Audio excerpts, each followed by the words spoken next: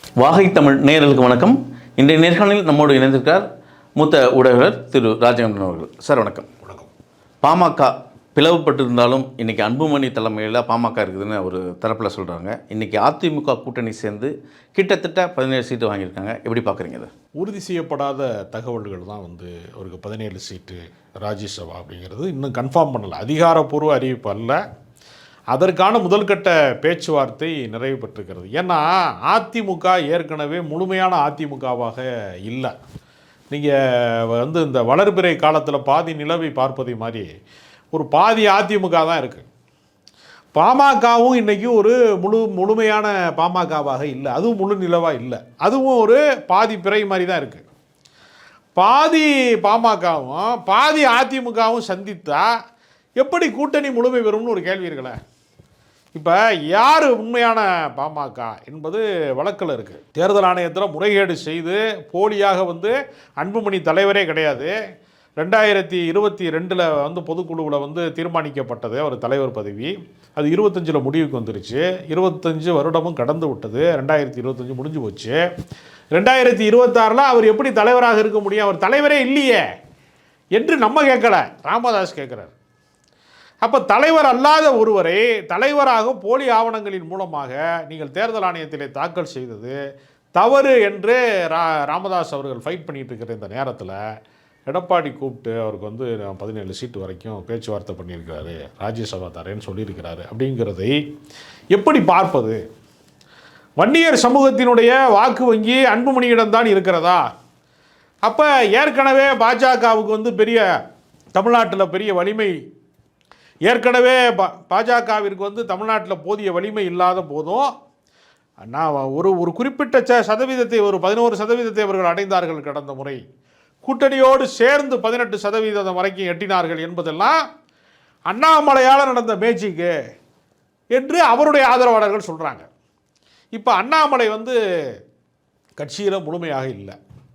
பாஜகவில் அவர் சும்மா ஒரு எப்போயாவது ஒரு முறை வெளியில் அட்டண்டன்ஸ் போடுற மாதிரி வெளியில் காட்டிக்கிறாரே தவிர எந்த முக்கியமான பேச்சுவார்த்தைகளிலோ பொதுக்கூட்டங்களிலோ முக்கிய நிகழ்வுகளிலோ அவர் தவிர்க்கக்கூடிய இடத்துக்கு வந்துட்டார். பியூஷ் கோயல் வரும்போது கூட அவர் கிடையாது. பல முக்கிய நிர்வாகிகள் டெல்லியிலேருந்து வருது. ஏன்னா அந்த தேசிய கட்சி என்பது டெல்லியிலேருந்து வரக்கூடியவங்களை தீர்மானிக்கிற கட்சி.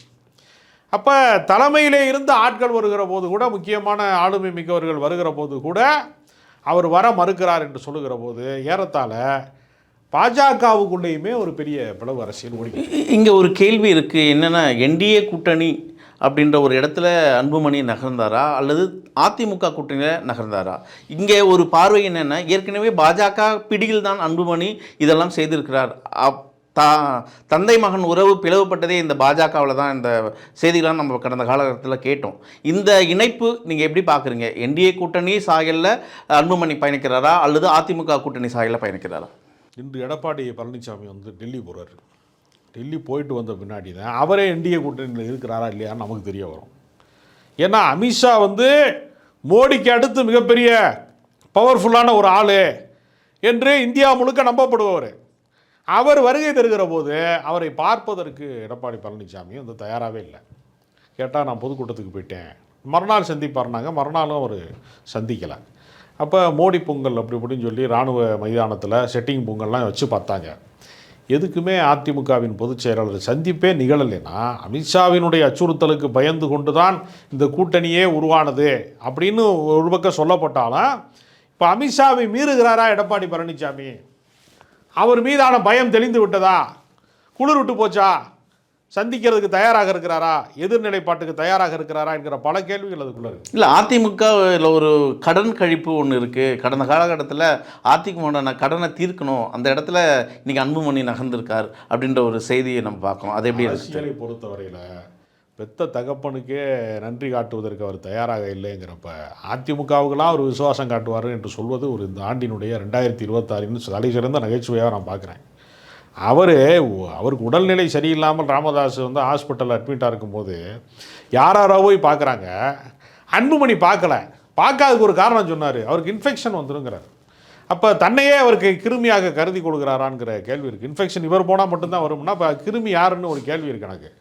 அப்போ அரசியல் ரீதியாக பெற்ற தகப்பனையே தன்னை உருவாக்கி வேறு யாராவது எடுத்த எடுப்பிலேயே 31 வயதில் ராஜ்யசபா எம்பி, மத்திய சுகாதாரத்துறை அமைச்சர், கட்சியின் மாநில இளைஞர் அணித்தலைவர், இந்த பொறுப்பையெல்லாம் எடுத்த எடுப்பிலேயே ஒருவர் பெற முடியுமான்னு ஒரு கேள்வி இருக்குல்ல. அதையெல்லாம் அவர் பெற்றாரே. அப்போ அவருக்கே அவர் நன்றி காட்டலையே. என்னன்றி கொண்டாருக்கும் உய்வுண்டாம் உய்வில்லை, செய்நன்றி கொண்ட மகருக்குனா. இந்த உலகத்தில் எந்த பாவம் செய்தாலும் உனக்கு விமோச்சனம் இருக்கிறது, மீட்பு இருக்கிறது.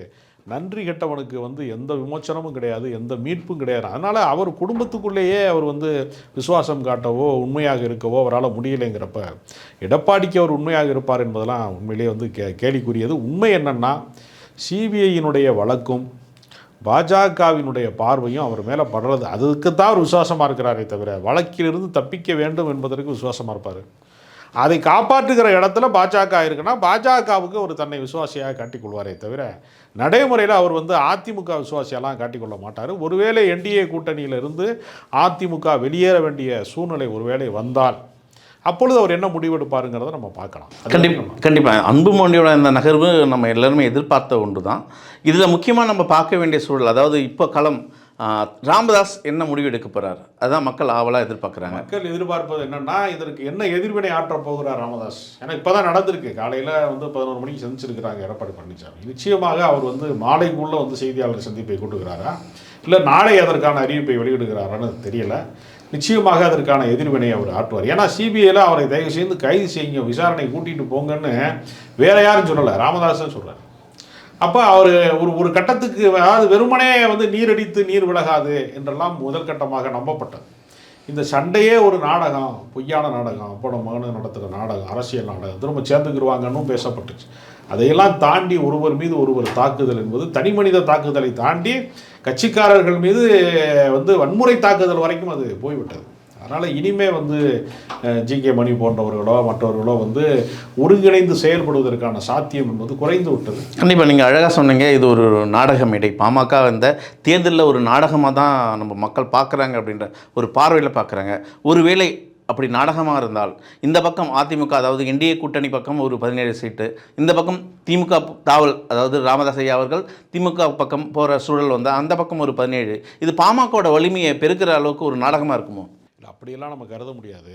பாமக அது உயர உயர பறந்தாலும் ஊர்க்குருவி பருந்தாகாதுன்னு சொல்கிறது மாதிரி, அது வட மாவட்டங்களிலே சில மாவட்டங்களை தான் வட்டமிடுமே தவிர அதை தாண்டி திண்டிவனம் தாண்டி திருச்சிக்கே அந்த கட்சி போகலை. திருச்சி வேறு மாநிலமோ வேறு நாடோ கிடையாது.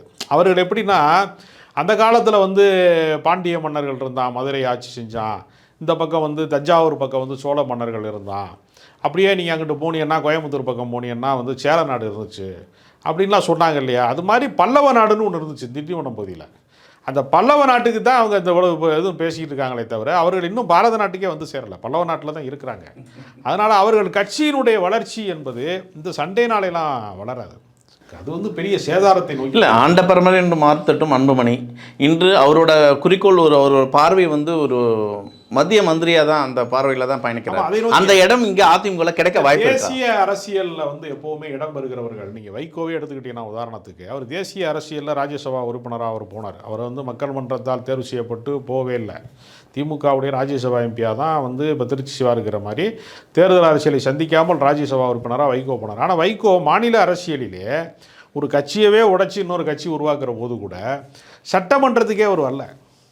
எல்லா முறையுமே அவர் தேசிய அரசியல்லையே கவனம் செலுத்தி அந்த போக்கிலே தான் போனார். அதே தான் அன்புமணியும் என்ன செய்கிறாங்கன்னா, எப்போவுமே ஒரு மாநில கட்சி அந்த நிலம் சார்ந்த அரசியலுக்குள்ளே, அந்த மாநிலம் சார்ந்த அரசியலுக்குள்ளே கவனம் செலுத்தாமல் தேசிய அரசியலினுடைய கைப்பாவையாக மாறினால் அந்த மாநில கட்சி அதீத வளர்ச்சி பெறாது. ஏன்னா அவங்க ஒரு முறை மத்திய மந்திரியாக இருந்துட்டார். அந்த சுகபோகத்திற்காக, அந்த பதவி ஆசைக்காக மீண்டும் மீண்டும் அதே வட்டத்தை சுற்றி வருகிறார் என்று தான் பார்க்கணும். ராமதாஸை பொறுத்தவரையில் அவர் 2 ரூபா டாக்டரு 5 ரூபா டாக்டராக இருந்து அது சமூக நீதி போராட்டத்தில் ஈடுபட்டு மிகப்பெரிய அளவில் கலவரங்கள் நடந்து, துப்பாக்கி சூடு நடந்து, அவர் 97,000 கிராமங்களுக்கு பயணம் செய்து அவர் படிநிலை வளர்ச்சியிலேருந்து வந்தவர். இது மாதிரி குபீர் வளர்ச்சிக்குள்ளே அவர் வரல. படிநிலை வளர்ச்சியிலேருந்து வந்ததுனால அவர் இந்த கட்சி சேதாரம் அடைந்து விடக்கூடாதுன்னு அவர் கவலைப்படுவதற்கும், அதிகார மையத்தில் இருந்தால் போதும் என்று அன்புமணி ஆசைப்படுவதற்கும் பெரிய வேறுபாடு இருக்கிறது. அதனால் ராமதாஸுக்கு வந்து எந்த திமுக கூட்டணியில் இடம் இருக்குமான்னு நமக்கு தெரியல. ஏன்னா முதல்ல தேர்தல் ஆணையத்தின் அங்கீகாரம் யாருக்கு இருக்குது, சின்னத்தின் அங்கீகாரம் யாருக்கு இருக்குது அப்படின்னு ஒரு கேள்வி இருக்குது. திமுக ஒருபோதும் விசிகாவை விட்டு கொடுக்காது. விசிகா வந்து பாமக இருக்கிற அணியில் நாங்கள் இருக்க மாட்டோம்னு ஏற்கனவே சொன்னதுனால பெரும்பகுதி ராமதாஸோட வந்து திமுக கூட்டணி போவதற்கான சாத்தியங்கள் என்பது குறைவு. ரொம்ப ஏற்கனவே கதவுகள் சாத்தப்பட்டு தான் இருக்கிறது. அதனால் ஒருவேளை ஓபிஎஸ் இந்த மாதிரியான டிடிவி தினகரன் அந்த வரிசையில் வேண்டுமானால் தாவேகாவோட பேச்சுவார்த்தை நடத்துவார்களான்னு நமக்கு தெரியல. ஏன்னா கடந்த கால கொள்கை கோட்பாட்டின்படி பார்த்தா சினிமாக்காரர்கள் இந்த நாட்டை ஆளக்கூடாது என்பதில் தமிழ்நாட்டில் மிக கடுமையான விமர்சனங்களை முன்வைத்தவர் ராமதாஸ். அதனால் அந்த பக்கம் அவர் போவாரான்னு நமக்கு தெரியல. ஒருவேளை தனித்து போட்டி என்று தங்களுடைய சமூக வாக்கு வங்கிக்கு எதுக்கு கூட்டணி, வன்னிய மக்களுடைய ஓட்டு மட்டுமே நமக்கு பெற்றால் போதும்னு அந்த சதவீத கணக்கிற்குள்ள அவர்கள் வந்தாலும் ஆச்சரியப்படுவதற்கில்லை. எப்படி போனாலும் வந்து ஒரு திரிசங்கு சொர்க்கம் மாதிரி தான் பாமக இருக்கிறதே தவிர அது சொர்க்கத்திலும் இல்லை நரகத்திலும் இல்லை. அதுதான் திரிசங்கு சொர்க்கம்னு சொல்லுவாங்க. தனியாக ஒரு தனி தீவாக மாற்றப்பட்டு விட்டது.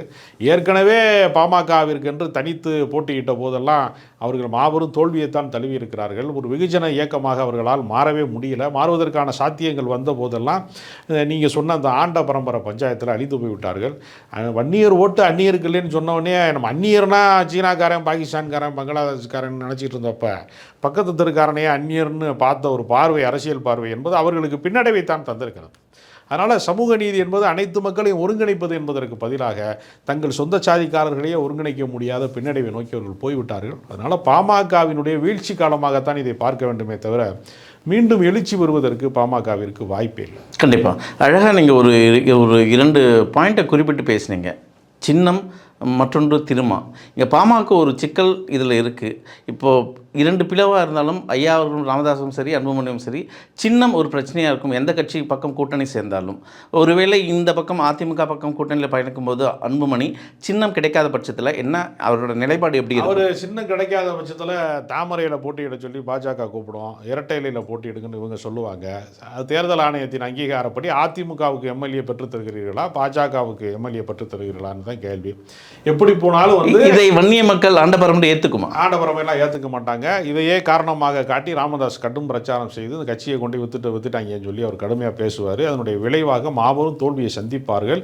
இப்போ வந்து பூனையை கட்டிக்கிட்டு சகனம் பார்க்கறதுன்னு சொல்கிறது மாதிரி அன்புமணியை கட்டிக்கிட்டு அதிமுக ஒன்றத்தையும் அடைய போகிறது இல்லை.